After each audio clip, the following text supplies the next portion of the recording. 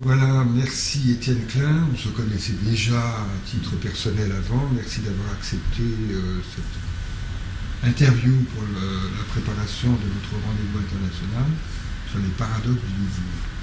Comme tout le monde ne te connaît pas, tu es physicien, responsable d'un laboratoire au CEA, le Centre à l'énergie atomique. Tu es philosophe des sciences, physicien donc de formation. Tu as écrit énormément de livres, publié énormément d'articles. Tu as eu cette année, en 2013, le prix du meilleur livre de science, je crois, de la revue Lire, pour un livre sur un chercheur assez original italien qui s'appelle Ettore Majorana. Majorana, c'est ça. Bref, tu es le personnage idéal pour nous parler des paradoxes du désir de ton point de vue. Alors nous t'écoutons. Alors je vais d'abord parler des paradoxes, parce que je pense qu'il y a un lien très étroit entre l'idée de paradoxe et la physique moderne. Ce que j'appelle la physique moderne, c'est celle qui commence avec Galilée, qui est donc en rupture avec Aristote et toute la tradition, qui essaie d'expliquer les événements par des causes finales.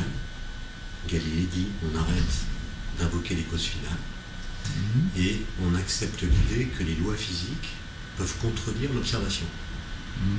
Et donc si on croit aux lois physiques, on doit accepter de réinterpréter l'observation pour montrer comment des lois qui semblent les contredire, c'est fait, en fait les expliquent. Alexandre Koyré, un grand philosophe des sciences, disait que le pari, Référence de Lacan. voilà, disait que le pari de la physique moderne, c'est qu'on peut expliquer le réel empirique par l'impossible. C'est-à-dire par Grand des lois, concept lacanien aussi, l'impossible. par des lois qui, lorsqu'on entend leur énoncé pour la première fois, semblent fausses, donc impossibles. L'exemple typique, c'est la chute des corps. Quand on fait tomber des corps lourds en même temps que des corps plus légers, on voit bien que les corps lourds touchent le sol avant les corps légers, donc ils tombent moins vite. Pardon, les corps lourds tombent plus vite que les corps légers. Ça a été enseigné pendant des siècles, parce que c'est une loi qui est conforme à l'observation. Galilée dit, cette loi est conforme à l'observation, mais est-ce qu'elle est vraie? Et là, il montre que si elle était vraie, ça conduirait à des paradoxes. Par exemple, si la loi d'Aristote était vraie, vous prenez une boule de pétanque, une balle de tennis, vous les laissez tomber en même temps. Évidemment, la boule de pétanque est plus lourde et touche le sol en premier. Maintenant, vous refaites l'expérience dans votre tête, l'expérience de pensée, en imaginant que vous avez mis une ficelle entre la boule de pétanque et la balle de tennis. Vous lâchez l'ensemble, ça forme un système qui est plus lourd que la boule de pétanque toute seule. Donc d'après Aristote, ça va tomber plus vite que la boule de pétanque toute seule. Mais en même temps, pendant la chute, la balle de tennis, qui est moins lourde, tombe moins vite, la corde se tend, et la balle de tennis fait parachute. Et donc l'ensemble tombe moins vite que la boule de pétanque. Donc la loi d'Aristote implique une contradiction logique que personne n'a vu. Comment la résoudre? En disant que tous les corps tombent à la même vitesse, quelle que soit leur masse, ce qui n'est pas ce que nous voyons. Et donc il faudra interpréter ce que nous voyons en disant il y a la gravité qui fait tomber tous les corps de la même façon, il y a aussi la résistance de l'air, et c'est elle et seulement elle qui va créer une différence de vitesse entre les corps lourds et les corps légers. Et donc il y a l'idée que les lois physiques, elles sont cachées. Elles ne sont pas directement visibles dans les phénomènes. Il faut aller, pour les trouver, d'abord théoriser, et ensuite expérimenter. Donc les lois physiques sont, on pourrait dire, hors du spectacle. Et ce qui est rigolo, c'est que hors du spectacle a comme anagramme la chute des corps.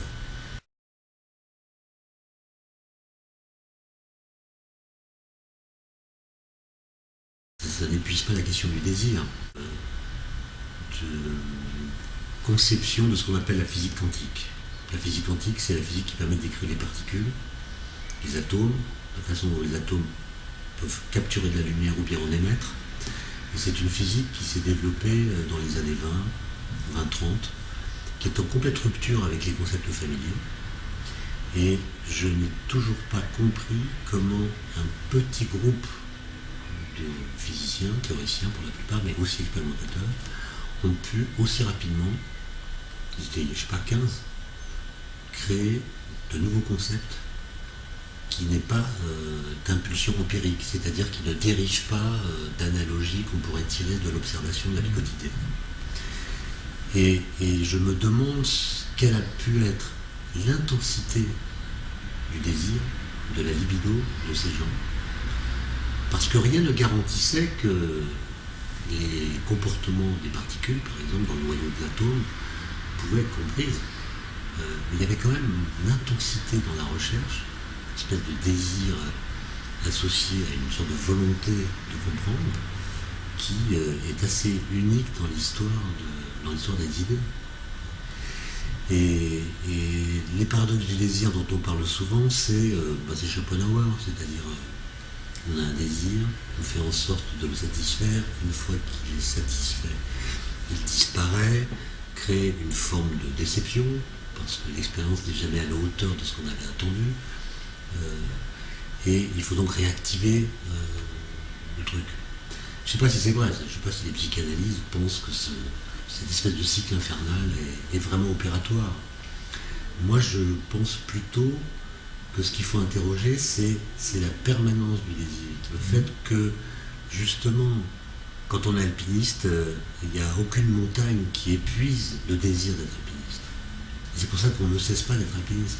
Parce que, justement, le désir ne s'épuise pas. Et il n'est jamais complètement éteint. Et donc, il y a quelque chose de continu dans le désir qui semble contredit par le fait qu'il traverse des phases de succession, de reniement de lui-même, mais en réalité, il y a un fond continu.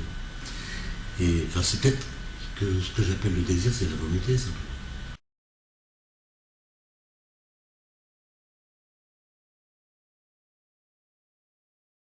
Enfin, il y a quand même un paradoxe du désir dans le fait qu'on peut avoir des désirs qui ne sont pas des désirs conscients. Oui. Bon, ça, c'est votre affaire. Oui. L'idée que l'inconscient, finalement, détermine tes comportements, qui, en fait, traduit un désir qui n'est pas conscient. Et on se retrouve à faire des trucs qu'on est poussé à faire comme s'ils étaient le résultat d'un désir, qu'en réalité, on devrait ne pas faire. Et donc, le paradoxe, c'est que le désir peut être l'ennemi de nous-mêmes, d'une certaine façon. Il peut être l'ennemi de nous-mêmes, d'une certaine façon. Absolument. Et donc, moi, j'ai tendance à tenter de privilégier ce que votre maître Lacan appelle les désirs décidés.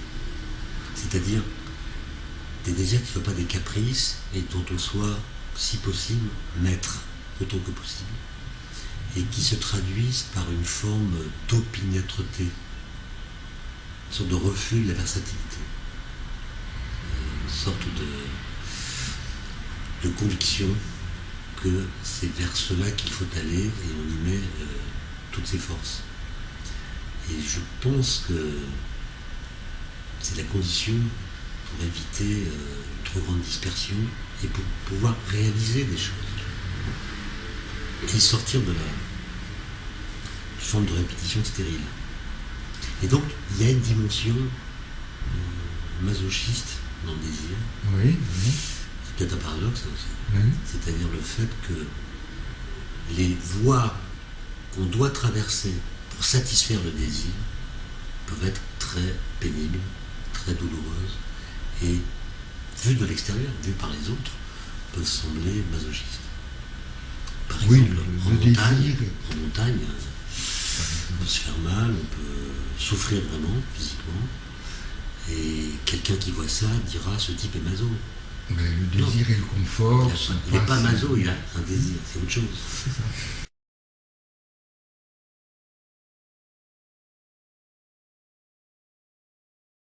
Évidemment, la science, une fois qu'elle est objectivée, elle élimine le sujet. La physique quantique, c'est un formalisme qui est absolument indépendant des psychés, des désirs de ceux qui l'ont formulé, parce qu'elle a été retravaillée, discutée, mise en forme d'une façon qui, en effet, élimine le sujet. Et d'ailleurs, quand un physicien parle à un colloque, il ne le fait pas du tout comme le font les littéraires ou les philosophes. C'est-à-dire, il parle comme si c'était le réel qui parlait au travers de lui, et il fait beaucoup d'efforts pour masquer sa subjectivité dans sa façon de parler. Idem dans les articles scientifiques, où le style est éliminé. La personnalité est éliminée. Ça, c'était moins vrai dans les années 20-30, quand les articles étaient signés par des physiciens individuels. Et là, le style de pensée, même le style d'écriture apparaissait directement. Simplement, dans les phases de création, dans les phases où les idées arrivent, le sujet, il est pleinement présent. On pourrait même dire qu'il n'y a que lui qui est présent. Quand Dirac écrit en 1928 son équation par laquelle il va prédire l'antimatière, il a une lecture toute personnelle de l'affaire. Et quand on va lui demander comment il a trouvé cette équation, et surtout comment il a compris que quand on crée une particule, plutôt quand on crée une antiparticule dans une collision, on doit créer aussi en même temps la particule correspondante. Autrement dit, on ne peut créer que des paires constituées d'une particule et de son antiparticule. On ne peut pas créer une antiparticule toute seule. Et ce résultat n'était pas complètement clair quand on regardait simplement les équations mathématiques dont il avait connaissance à l'époque. Donc comment il a trouvé cette idée? Il a raconté une histoire assez étonnante, une histoire que sa mère lui avait racontée lorsqu'il était enfant. Je dis ça parce que vous êtes psychanalyste, ça va vous plaire. Sa mère lui avait raconté l'histoire d'un prêtre catholique qui est affecté à une nouvelle paroisse. Et donc il veut faire la connaissance de ces nouvelles ouailles, et chaque jour il rend visite à une ferme, se présente et discute avec les gens qui l'y trouvent. Un jour, il frappe, une femme lui ouvre, le fait entrer dans la grande pièce où il y a beaucoup d'enfants. Et assez rapidement, le prêtre constate que tous ces enfants sont appareillés, c'est-à-dire qu'il n'y a que des paires de jumeaux. Il est assez étonné. Et il demande à la mère de famille, Madame, vous ne faites que des jumeaux, vous n'avez que des jumeaux? Et la femme répond, ah non, non mon père. Avec mon mari, parfois, on ne fait rien du tout. Oui. Non, ce que je veux dire, c'est que ces gens ont, pendant des mois, parfois des années, travaillé sur un sujet. Majorana, c'est incroyable. Paoli, Einstein, Schrödinger, une espèce d'investissement mental total. Et je vois mal comment, dans ces phases-là, on peut dire que le sujet n'est pas là, et on peut prétendre que ce n'est pas une affaire de désir. Il faut une libido très très forte. Alors pour revenir quand même au désir de la science, est-ce qu'il n'y a pas un paradoxe justement entre ce dont tu as bien parlé, le désir absolument décidé du chercheur et son objectif qui est l'effacement de la subjectivité? Moi je ne sais pas si le désir du chercheur c'est l'effacement de la subjectivité. En effet, dans la science galiléenne, il y a une coupure entre la nature et le sujet. L'homme, chez Galilée, est un être d'antinature. Non pas au sens où il va combattre la nature, mais au sens où il se pense indépendant de la nature. Il y a la nature, il y a l'homme. Et l'homme peut comprendre cette nature qui lui est extérieure, à laquelle il peut échapper. Et il ne s'agit pas d'éliminer le sujet, il s'agit de le séparer, en fait, de la nature. Mais aujourd'hui, on n'est plus tout à fait dans cette posture-là. Le sujet, il réintervient comme problème en mécanique quantique, puisque on a compris que la mesure, par exemple, de la vitesse d'une particule, c'est pas une sténographie. C'est-à-dire, c'est pas une opération neutre, au sens où la vitesse d'une particule n'est pas une grandeur qui est définie, déterminée, dans certaines situations, avant la mesure qu'on en fait. Donc l'acte de mesure devient une opération qui définit ce qu'elle permet d'enregistrer. C'est peut-être le sujet réapparaît, mais ça veut dire que la séparation entre la nature et le sujet n'est plus aussi nette et qu'il faut du coup réinterroger philosophiquement ce que signifie le fait de mesurer une propriété.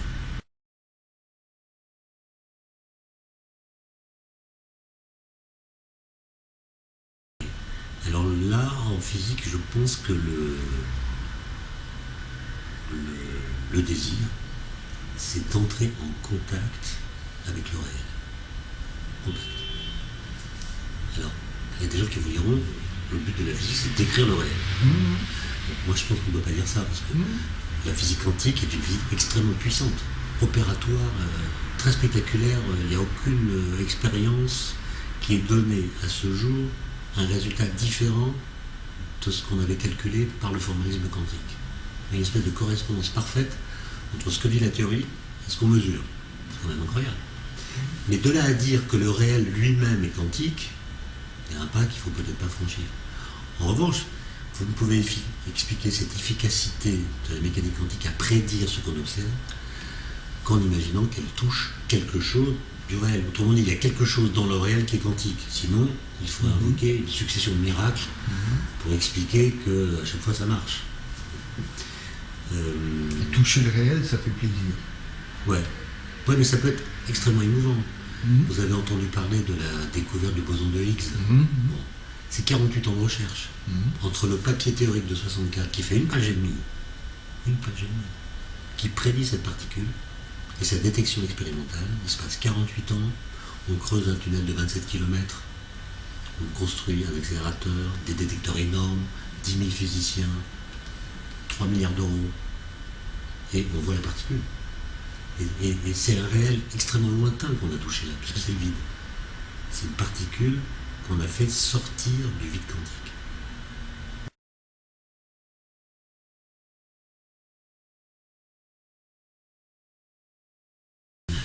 Le 4 juillet 2012, les deux expériences du CERN qui avaient travaillé là-dessus ont présenté leurs résultats de façon indépendante. On ne savait pas si les résultats, à la fin de la conférence, allaient démontrer l'existence du boson de Higgs ou pas. Il y a un gros suspense. L'amphi était évidemment plein, c'était retransmis sur Internet. Et dans la salle, il y avait Peter Higgs et François Englert, qui sont les deux survivants du trio qui, en 1964, a eu cette idée. Le vocabulaire qu'on emploie pour décrire l'expérience est très compliqué. Eux, ils sont théoriciens, ils sont âgés, et Higgs, notamment, il n'a rien compris à l'exposé. Mais à la fin, il comprend qu'on a découvert sa particule. 48 ans après, vous imaginez quand même. Il a pu prédire un nouvel élément de réalité qui a été ensuite détecté. Donc c'est son désir à lui qui est récompensé, mais aussi le désir d'une collectivité quand même. Pendant des années, des milliers de gens s'intéressent à cette question et font en sorte de construire les appareils permettant de résoudre cette question. C'est un drôle de désir, ça. Est-ce que le boson de Higgs existe ou pas? Voilà une question toute bête qui a irrigué le désir de milliers de gens. Et François Englert, lui, était plus... Voilà. Ils ont bien travaillé. C'est intéressant. Et moi, je l'ai revu après, je lui ai dit, mais comment ça s'est passé pour vous, là, dans votre tête? En 64, vous aviez moins de 30 ans, là, vous avez 82 ans. Vous voyez ce truc, et c'est vrai. Il m'a dit, mais l'émotion, je l'ai eu en 64.